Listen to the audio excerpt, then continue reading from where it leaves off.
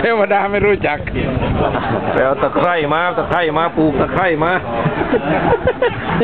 เอาตะไคร่มาปลูกใหม่หลวงพ่อเรื่องว่าเหมือนบ้านเราไงเอาตะไคร่มาปลูกเอายอดมันลงอ่ะแต่ว่าคนไปปลูกไม่ต้องนุ่งอะไร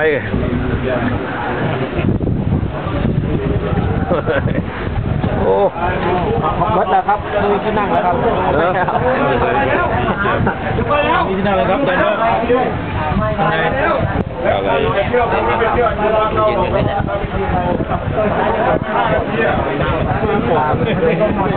ไม่มีมาก่อนได้เปรียบ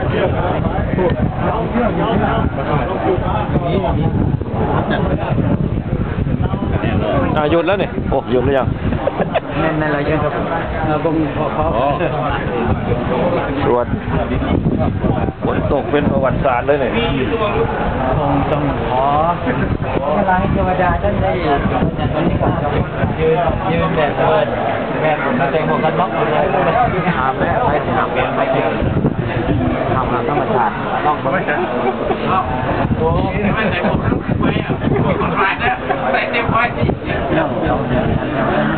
ผมดูแล้วมัน